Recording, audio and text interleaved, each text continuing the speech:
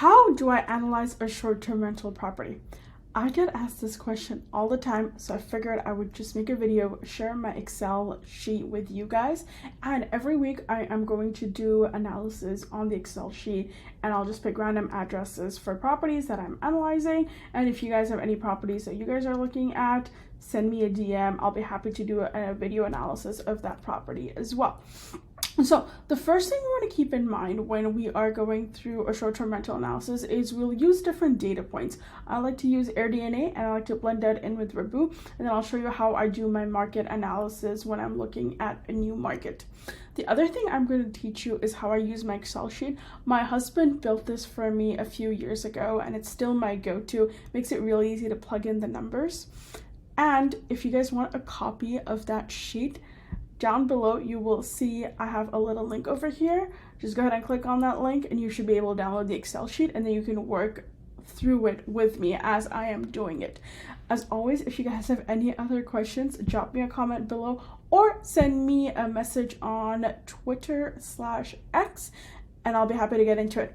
Let's go, guys. Let's figure out how to analyze a short-term rental. This is going to be a little bit of a longer video, but I think we're going to have lots of fun. Let's go. All right, guys, so I'm going to pull up my Excel sheet over here. There we go. And it's literally called STR Template 2022 because that's when my husband updated it, but he built it for me a few years prior to that. So I'll walk you through what the Excel sheet kind of looks like, and then I'll do a sample analysis on here. So there is a 50th percentile and a 75th percentile. The sheets are the exact same, like there's literally no difference between them. The only difference is sometimes we run it at a 50% occupancy, a 75 percentile. It's not exactly occupancy, but what the market is predicted for properties that are in the 75th percentile to do, 90th percentile and 50th percentile. I just have 50 and 75. Sometimes I'll run more just depending on the scenarios that we have. I'll zoom into this a little bit just so you guys can see a little bit better on here. So we have the income side over here and the expenses, and then if you scroll over to here's the loan servicing, profits, and then my husband just said these were magic numbers and not to touch them. I don't question him, so I said sure. And we go back over here. So you'll see I have unit A, B, C, D on here. So all of these kind of just loop into this one main sheet. The reason we have this is sometimes we'll analyze like a fourplex for a short-term rental, or there could be like a front unit and a back unit. So like unit A, unit B. The other thing I sometimes do is run a parent and child listing. So I'll sometimes run analysis kind of in here, but usually like a good 95% time, I'm literally just like hanging around in this one line and running all of my numbers. So the first number we have is average nightly rate, and you'll see on here I'll make notes of like where I'm pulling the data from. So sometimes what I'll do is I'll run a Rabu analysis for 50%. Then in the middle I'll have an AirDNA analysis, and then I'll do the same 50% and 75th percentile for both. So I like to run multiple analysis just so I know exactly what my property is going to do in certain seasons of the market. Maybe it's a bad economy year. I want to make sure my properties can hold a stress test. How much money do I need to keep in reserves? Do I have enough money to buy this property? What happens if I don't make it in the 75th percentile? Will this property survive a 50th percentile, or do the numbers just not work? I like to be really conservative in my analysis, like really conservative. I usually turn down about 99% of the deals I see, simply because I'm a big believer you only need one property and it can change your entire life. So back to my sheet. I like to go on a little bit of tangents, but let me zoom in over here. Okay. So you'll put in your average nightly rate here, and then the percentage rented is basically your average over here. And so we'll just do a number. Okay, so let's do 500, and maybe you are rented for 60% of the time. And you can put average nights. Let's say some people like to put like, the guest will stay like 2.5 nights if it helps. I don't really do it. I'm not really sure what it changes. So I just kind of like to do this. So if you are rented for $500 a night and it's rented for about 60%, you could estimate a revenue of around 109 grand. Sometimes I like to do cleaning fees, sometimes I don't. And here's why. If I'm pulling the data from Rabu, I know that they don't include cleaning fees. So I like to add it in here. Maybe this is $500 for that property. Maybe my cleaning fee is $300 a night over here. And then I may be charging $350 for it. So I like to put $350. There's like a spread here. So this is what I'm paying my cleaner. This is what's collected. So we're gonna account for it for $350. And then is there any other income? Now, I actually don't run the income into the annual income because I run cleaning fees as a pass-through expense. The guest is paying for it. I'm paying my cleaner. It really doesn't affect my annual income. Same thing with taxes. It's a pass-through expense. I don't run it on here. What I do run though, and you'll see it over here, is property taxes, because that is something I as the owner have to pay. So taxes and cleaning fees, I kind of put them aside. And again, this is kind of an overall analysis. This isn't like my super like, hey, I'm ready to buy the property, because I usually know how much the cleaning fee will run, how much spread we'll make on it, and I usually also know kind of how much taxes people are paying. It's usually anywhere from 12% to 14%, depending on which market we're in. Okay, so getting into expenses, and we will do a real life example with this guy, so it'll make it a lot easier to figure out like, hey, what exactly are all these numbers? Where do I find them? All of that. I'll pull that up in a second. So going into management fees, whether you are self-managing or whether you plan to hire a property management company, I always recommend you have some number in here. I usually like to run everything at a 20%. And the reason I do 20% is that is the typical standard average. Some companies are at 30, some are at 15, some are at 10. It just depends what they're at. Now, I know a lot of people will say, Rashmi, I 100% plan to self-manage. This is what I want to do. I love it. And I understand that. But here's the truth, guys. We don't know what life throws at us. Maybe you decide in a few years you want to have a family. Maybe you decide you get bored of short-term rentals. Maybe you decide you want to quit everything and travel the world and don't want to respond to a guest. I'm not sure what happens. But if you have this buffer in here, you know that, hey, I can just hand my property over to a really good host, a really good property manager, and I don't have to worry about it because I budgeted for this. If you choose to self-manage, hey, pay yourself the salary. Like, go ahead and take it on. This is for my property management business. And then I run a 3% credit card processing fee. This is what Stripe charges you. If you are getting verbal bookings, if you're getting direct bookings, I like to make sure this is on here. So property taxes will vary greatly from state to state. In Texas, where I'm at, property taxes tend to be pretty high and will literally, I've seen my numbers go to zero just because of how high my property taxes were. So it's something you want to keep in mind. In other states like Tennessee, property tax is not that expensive.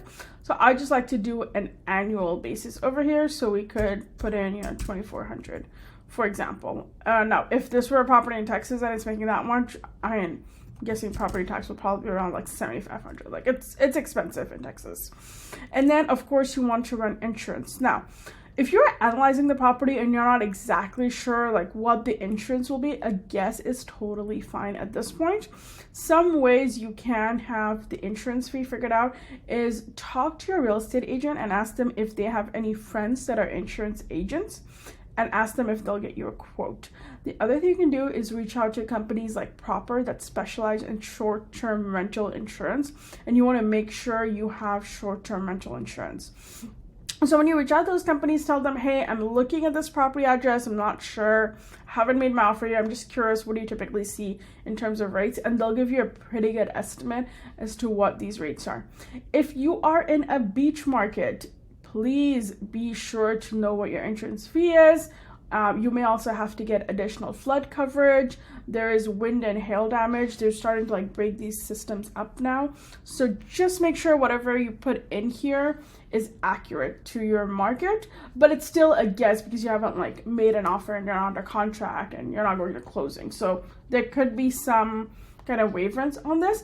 I always like to shoot for higher, expenses and lower revenue just to, again, make sure my stress test is working. So for this one, let's just put it at $5,000 on here. Supplies. This is the annual supplies you will kind of run through. So like toilet paper, I don't know, glass cleaner, whatever you have on here will go in here. Now, if you guys notice, I'm making $50 on every clean over here. So when I put in the supply, what I'm really going to do is use the $50 spread here to pay for the supplies here. But as always, I still like to run the numbers. I'm just gonna go for $2,000. Now, what I wouldn't put on here is stuff like if you need to buy 3 sets of linens, because even though there are supplies and your guest will use them, it really is more of a first, like a rehab cost or a startup cost, as opposing to you're not going to replace the linens every single turn you're going to make on the property. So that's where we have the $2,000. Repairs, things can come up, things break. I mean, we've had door handles, we've had plumbing issues, things happen. Don't stress about them too much. Keep a buffer for yourself. I usually like to go right around the $5,000 mark. And again, this like totally depends on the property. Some properties have it, some properties are brand new. I don't have to worry about them for the next year. It just depends. If you have a hot tub or pool servicing, this can get pretty pricey, especially if you have pools that have gas heating elements and you're letting guests heat up. Make sure you're charging them around $100 to $150 per night the pool is heated, because your gas bill will go through the roof. But you will also require some extra maintenance, because leaves can fall in the pool, mud can fall, things will happen. You'll have to call people out. Hot tubs are a lot easier to maintain. You just have to pay usually your cleaning crew a little bit extra if they're trained in hot tubs, like most of my cleaners are. Or if your cleaners are not trained, there are hot tub stores kind of in all of these vacation markets, and they'll have people that go out every turn, every week, whatever kind of balance they have to do that. So you just want to call these people and ask, like, hey, how much do you typically charge? The best way to get at this information is to talk to other owners in the market. Who are they using? What do they use? How much is it? This will give you a pretty good number. I'm just going to run kind of around the $2,000 mark here. It's probably a little high, honestly. But hey, we're being conservative, right, in our expenses. Okay. Then there's the HOA. Depending on if you have one or not, a lot of times I just put 0 here because I don't have one. Sometimes what I'll do is if I forget like an expense, or if this property has a unique expense, I'll just throw it in here and change the HOA thing.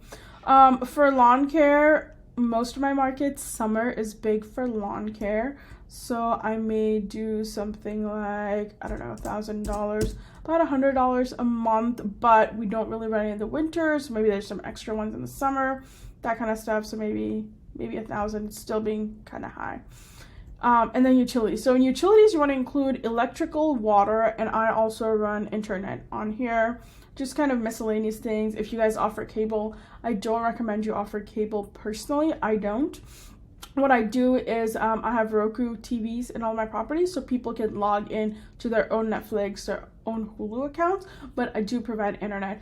One of the things in utilities I didn't account for is on some of my properties we use Starlink, and they are fantastic, but they are a little bit pricier. So you just want to make sure you're running the right kind of leverage on this. Sometimes what I'll do on here, and you'll see me having little notes over here that I'm like adding something up, I'll literally use these columns to make a note. So I'm like, okay, well, like if my monthly utilities is $200 plus maybe I'm spending $150 on internet and my water bill is $100, you know, how much would that be? And then, you know, I'll do like a whole sum here. I have a very like a homemade way of doing this. Oh, see? Let's see. So cool. Okay, so it's $450. So that's for 1 month. So I need it for 12. So I'll do this. 450 times 12. Enter. And again, I'm assuming this is a bigger property, so they're running kind of more expenses. Okay, so they made $109 top line. We've talked about this doesn't include their taxes, this doesn't include their cleaning fees, and these are all of their expenses on here. Okay, cool. So then we go over to this side, and I usually don't touch kind of this profit section. I just fill out this top part over here. So let's say the sales price for this property was $600K.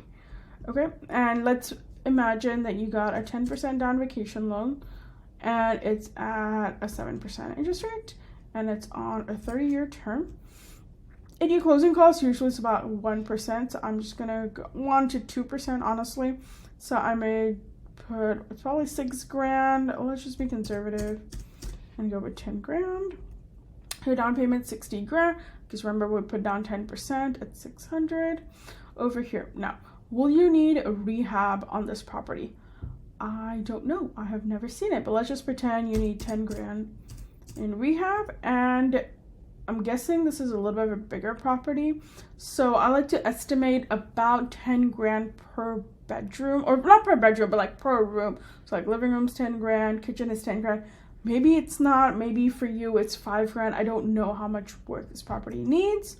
So let's say we are going to put in 25 grand in furnishings on here. So my all-in capital investment, I'm putting down 60K for the loan. I'm putting in my rehab, my furniture, and my closing costs. All in, my capital investment is right around this amount, which means this will be my monthly loan without insurance and taxes. Now I do have property insurance over here, property taxes, but I do run usually DSCR loans, so I'm just paying this out of pocket, which means this amount usually doesn't cover it. And I get my annual profit, monthly loss, and then I do a post loan and a pre-loan.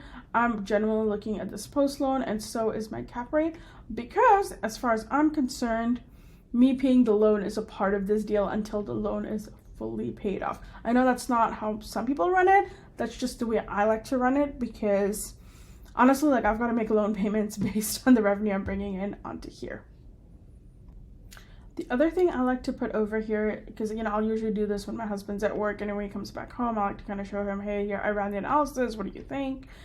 Is I'll put the address over here, because I'm looking at like so many properties, and when I go to save this file, I'll change the STR template to then the address of the property, just so I can keep track of all of my properties, and I'll make special notes here. So here I may say things like, you know what, currently this is the property analysis, but I'm going to go in and add a pool to the property. So I did another analysis with comps with the pool added to this property with the rehab budget added for a pool, and now here are the numbers looking at 50% and 75th percentile with the pool.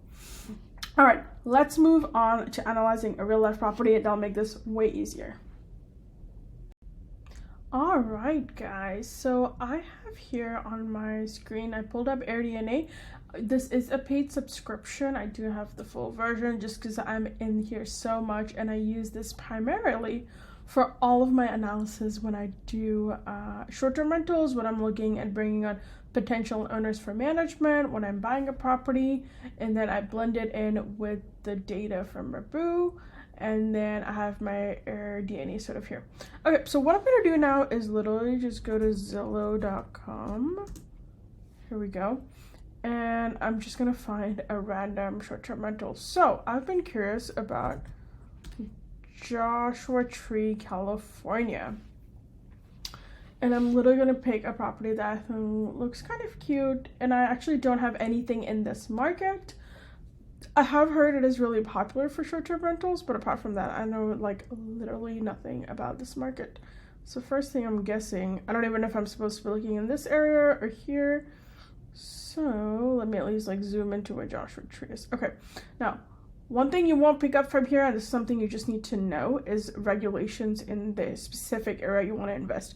Maybe Joshua Tree doesn't allow for short-term rentals. I don't know, because I haven't done my research, but I'm assuming for all intents and purposes that this property will work as a short-term rental.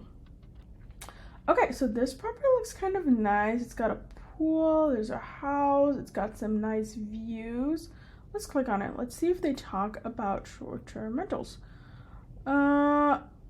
Okay, so it's got a bidding live auction, interesting, blah blah blah, no HOA driving. All right, so it does say it's got a short-term rental permit that can be transferable, and it's generated this much in revenue for 11 months, making an attractive investment. So right away I know that if a property is starting at $750, it's listed at $849, I like to have 20% cash on cash returns. A really quick way to do that is it should ideally be making $160K for us to hit that kind of 20% benchmark. So kind of 0.2 per, or 0.2 of this number. So 850 times 0.2 is kind of in the 160 mark, I'm pretty sure. Times 0.2, 170. So I know right away that these numbers are lower, and it says something about zero mark. I'm not going to spend too much time on it because I do want to get to the numbers, but this is how I typically look. I like to take a look at the photos. This seems like an insane view, and it's lit up at night. Very nice. Photos could be a little bit better, honestly. This could definitely be one of those like Instagrammable properties, which I like to think about when I come into my analysis, because if I can cut out Airbnb and VRBO when I'm doing an analysis and get more direct bookings, that's huge. This seems like the kind of place that would do well on Instagram. It's decorated really nice. My guess is, like we saw in the description, it's obviously been a short-term rental. I was unclear whether it came furnished or not, but this seems pretty nice and modern. They have all the photos ready to go. They got a whole bunch of bedrooms. So it says 3-2. Okay, cool. Let's run the numbers. So the first thing I like to do is copy this, go back to my Excel sheet, and put the address on here. And trust me, guys, don't be like me and do this later, because then I have like 500 analysis I'm looking at, and I'm like, I don't even know where we started. Okay, so let's go ahead and put this address in. 3. I like to pull up Joshua Tree, California. This property probably sleeps 6, I'm guessing. I'm just gonna go with 8. And I like to hit a filter and make sure it's 3 bedrooms, 2 bathrooms. It's a full house, and it's got a pool. Did you guys see that, by the way? I wanting to guys notice, before I hit pool, there were over 1,000 places, and I hit it, and it straight away dropped to $695. That's a huge metric. Seems like pools would do well in this market. Curious if I hit hot tub, how much it changed. So not really that much if I just click pool and hot tub. Wonder what happens if I just click hot tub. So a lot of places have hot tubs, but not that many places have pools. Interesting. I don't like to click on all of these. I think it just brings the criteria down way too low. So I'm gonna look at that. I'm gonna go cool. So this is a similar looking property, like right off the bat. It's got the view, it's got this. I'm like, okay, so this is probably a listing I would pull up. Wow, there's some really nice ones here with some nice pool views. Okay, and guys, like, so there's 695 places here. I will literally open up every single one of them if I am buying in this market, and literally just go through all of them. And it takes hours worth of research. Like, I start opening up all of them. Okay, so once I have a property opened up, like, what do I do? First, I take a look at their listing. Like, I really like this title. They're definitely going for all of the SEO keywords. I really like that. The property looks stunning. They even have a sauna and a hot tub. So if I'm looking to buy this property and my competitor has a hot tub and a sauna, I already know I gotta put in 10 grand to even remotely try and compete with these guys. So that's straight away like going to go in my head. Like, it's something I'll try to remember. But I also know, hey, this has to go back into my numbers in my rehab cost if I want to compete with these guys. Maybe I don't want to compete with them, that's a different story. But if I want to stand apart, I gotta be better than these guys. Okay, they have an insane view, like insane. And they have a really nice kind of professional outdoor kitchen. And they're hosting yoga retreats, which is killer. Like, that's so smart. Probably some influencers, models in here. This is awesome. This is like a really well done listing. And then I love how they did this. We're like, hey, so we'll be adding the new pool. So it seems like they recently put in this pool. I'm curious to see if it's heated. I know Joshua Tree is like a hot desert area, but so I don't know if that makes a difference or not. But I like the decor, modern, some Arizona cactus vibes, Joshua Tree vibes. They have kind of like at-home office with a telescope. So they definitely thought out their ideal avatar, which explains why they're ranking so high on Airbnb. just when I do like an organic search. And one thing, guys, if you'll notice, is I'm not logged into my Airbnb account. I do that on purpose so I can see natively what is it showing higher, and sometimes I'll just do an incognito mode as well. Okay, so this pool looks cool. They have some before kind of photos here. Okay, very nice. Okay, night lighting. Okay, cool. I don't know if you guys saw this, but I did not see any bedrooms in these photos. I'm sure it was... Oh, there it is. Okay. Okay. Looks like a rehabbed home. Nothing out of the ordinary. I mean, it's nice furniture, but I'm not like, oh wow, like it's a log cabin kind of cool vibe. Okay. So they're pricing a little bit low for this time. It is slow season, so that doesn't concern me too much. The reviews are good. One thing I like to do, especially if this is a direct competitor for me, like if I were looking to buy this property would definitely be a competitor. I would literally go through and read all of their reviews and understand, like, what are people asking? Like, oh, they went out of their way to accommodate special requests. Well, I can put that in my listing description and say, well, I will also go out of my way to accommodate any special requests. Like, I can compete with these guys. She's great. It's beautiful. Dirt road wasn't too bad. So does she mention that they have a dirt road? Because that's something people will be looking for. So as you guys are seeing, like, even before I start hitting the numbers, I'm just trying to understand this market, because so much of what I do here is going to influence the numbers I put in here. So just getting to know the market like the back of your hand, because there'll be a point in your time when you see a Zillow listing drop and you're going to know like this if the deal works or if it doesn't work.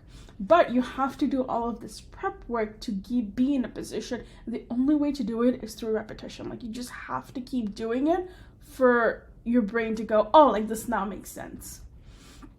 Okay, so really nice description. Oh, so they do have a heated pool. Okay, that's awesome. And a sauna and a steam room.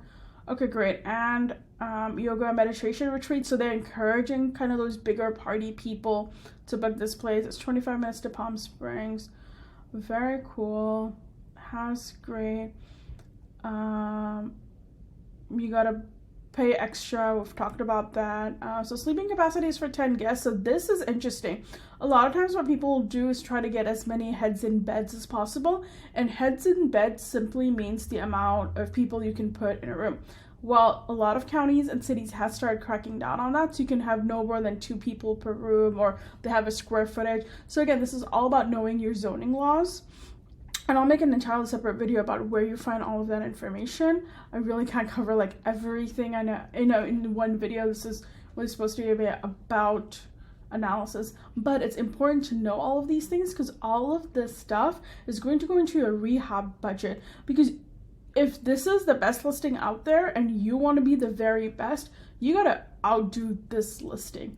And what a lot of people miss out on, they go, well, I can afford to be second best. Sure, you definitely could. You just won't get as many bookings, and we gotta go see what is everyone else doing, right? So straight around the second listing, I zoom in and I'm like, this person has a camera. She had a camera before. So obviously, if I want to compete in this market, I gotta have a telescope. I don't know why I call that a camera. Telescope, guys.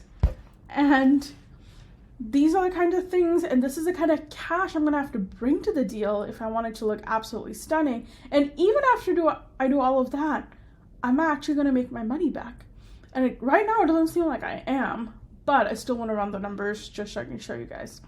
Okay, so this is really cool. She has respect notes. Something about horses, interesting. It's on septic. You can't do photos or video shoots. Interesting. And you have smoking, broken items. Cool. Okay, so I'm not going to spend too much time kind of reading into it. I am going to open up and look at her calendar. Okay, so February seems decently booked. She kind of has this whole Valentine's week kind of booked. I'm curious how much, can I book on one night? I can, which is interesting. For how many people? 10 guests. Okay. Interesting. And so prices are drastically lower right now in February. I'm curious how like April looks. So she's at 4 night minimums in April. And wow, this is a hefty move from 200 a night to 1,700 a night. So this is interesting. Okay, cool. So when you have huge fluctuations like that, it's really hard to run numbers. I don't know if this is peak season. I don't know if they drop prices later on, but this gets up there in prices. Okay, so I will, like I mentioned, open up all of these, understand the market, and this will all play into your rehab and furniture cost. Okay, next thing I like to do is that go to Rabu and put in the address. I honestly don't know if I put in the amount of bedrooms or not. I want to say this was a 4-bedroom. No, it's a 3-bedroom.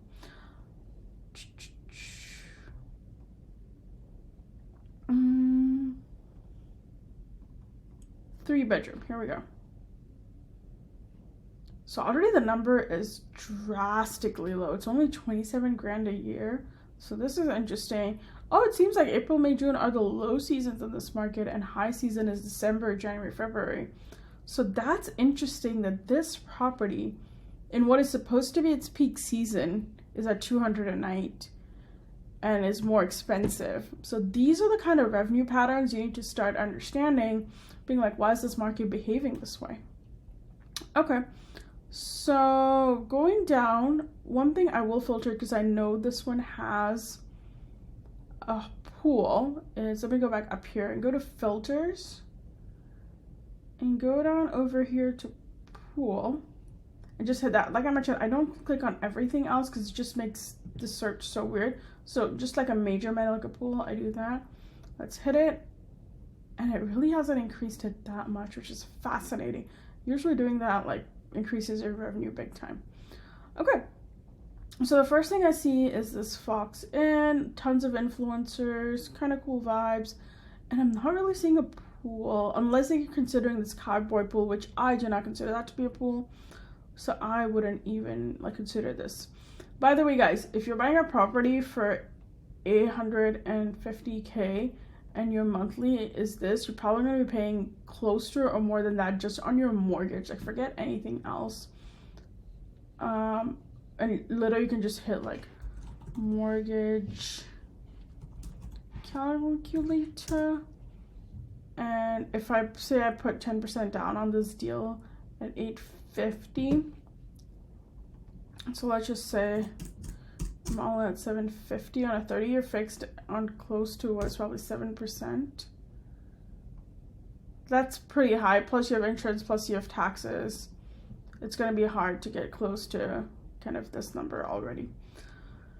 So before I can even put in any numbers, I need to actually find some decent comps. This one looks pretty good. Oh, I wonder if this is an indoor pool or if it's just a hot tub. That's something I would dig into. But here's where you kind of get the ADR. So it says $325 at 63% occupancy and a $250 cleaning fee. So $325, 63% and $250. Okay, 63%, and you can put $250 here if you want. It makes really no difference. Oh, sorry. Whoops. It seems like they're collecting $250. Maybe their cleaning fee is $225. I don't know, but you can run it as $250 here. And like I mentioned, I run this as a pass-through expense, so it doesn't really affect my total number. Again, this is just an overview analysis to see if the numbers work. So on 74 grand, if I'm paying 20% down, 3% interest rate, I have no idea what property taxes are in Joshua Tree, guys. So if someone knows, drop in the comments. That'd be awesome. Insurance is probably right around here. Supplies are probably right here. Repairs is probably here. Like I mentioned, I would probably bump this up to 3 grand just because it does have a heated pool. And I know my utilities will be through the roof. Now the guest will cover some of that because they have the $100 per night you can charge if you're providing a heating pool. So this may vary. I'll have to look at what we typically charge. I'm not sure on here. So already my numbers are like really tight here. So if I go into an analysis over here, so the sales price is $850. So assume we do 10% down at 7%. This closing costs remains similar. Probably go to 11 grand, especially if you're paying down points and stuff. Rehab, the 10 grand is literally just gonna go in putting the hot tub and the sauna, at least from like my super initial analysis on this market. Probably doesn't need any furniture, so I'm gonna move this down to 5 grand. Again, you never know, maybe you need to order new plates, maybe you need some new towels, that kind of stuff. So I always like to have some level of buffer here, and your monthly loan payment is already 5 grand. And now we know that if we ran this analysis, the annual profit is going to be a loss at 31 grand a year. Now, let's go here, and this is the really fun part. I go, what if I offered 750 on this deal? Do the numbers work? No, they don't. That is fascinating. Like, so what price would I have to offer this deal for the numbers to work? That is crazy. Getting closer and closer at 500K. I could try like 4. At 400K, you're barely breaking even on this deal. Like, barely. And this actually makes sense to me. Yeah, at 350K, because your revenue is so low at 75K at this point that you would have to buy. So like that deal this deal would not work at this price. Now I do know here that they're like, hey, we made 109 gross revenue, so I'm not saying this is exactly accurate. Maybe they were going for 409, maybe it was booked 70% of the time. You're a little bit closer to kind of that 102 plus added in, insurance taxes. Maybe your numbers come out a little bit better, but even then at 850 grand, your return is still on a negative. So going from all of this is not really working out just based on Rabu. And if you guys go into the next 3 months over here, you can also kind of see their calendar. These guys seem a lot more booked kind of for the February-March period. I always like to pull this up on Airbnb too, just so I can kind of see where things laid out. They'd sleep a little bit less people. And apparently it's pretty popular. There's lots of remote work you can do.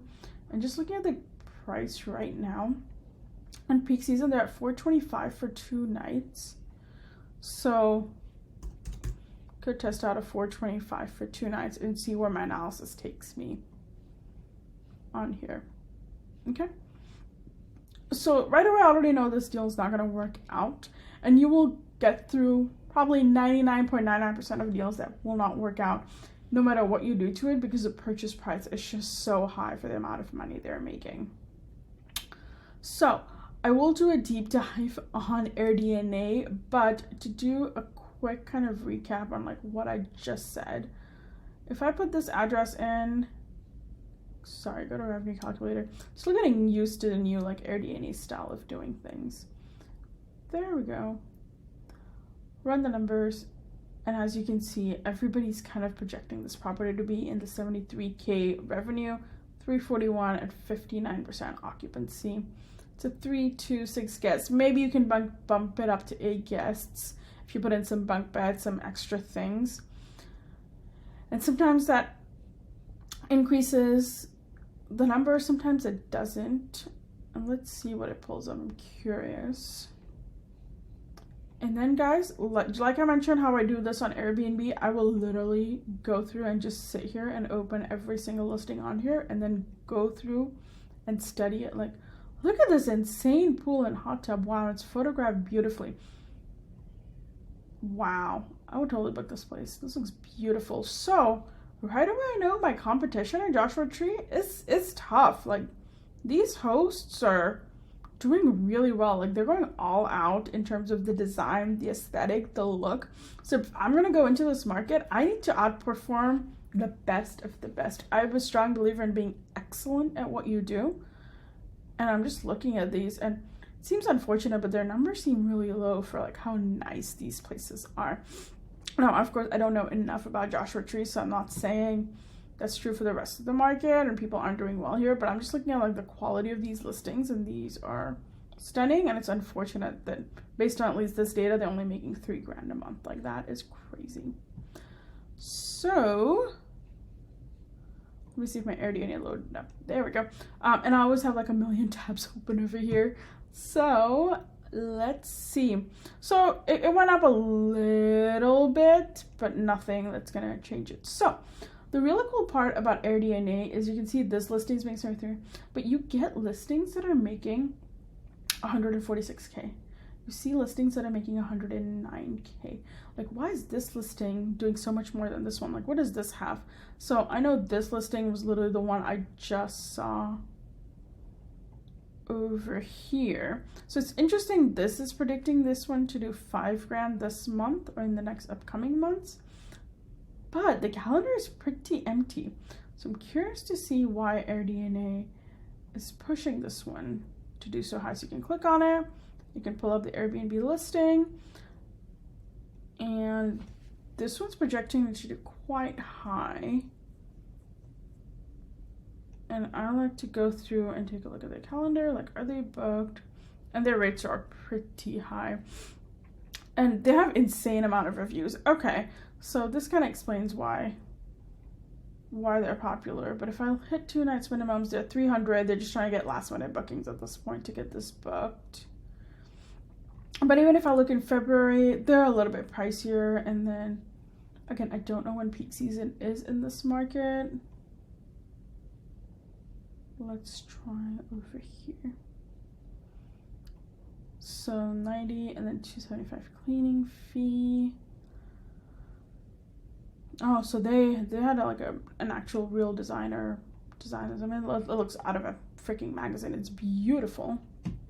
So I'll take a look at this, do a deep dive on this listing, and then I would go through and look at, well, why does this one only make 29K?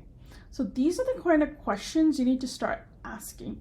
And Airbnb, Rebu are great tools to give you a starting analysis for this, but then you got to deep dive on the market. You got to go ask owners in this market, what are you guys seeing? Are you guys making any money in this market? You've got to go see property managers in this market. Hey guys, if I gave you this property to manage, how much money could I expect to make? Those people will then give you another pool of data that you run through this. And once you have all of this data merged together, then only do you find out, is this market good? Is this property good? Am I going to make money on this? If you guys enjoyed this, be sure to drop me a comment below and make sure to hit the subscribe button. And if you guys have any questions about short-term rentals, maybe where should I invest? What is the hottest market? Or how do I find insurance for short-term rentals? Anything A to Z about Airbnbs, drop me a comment below. I'll make you guys another video. Thank you.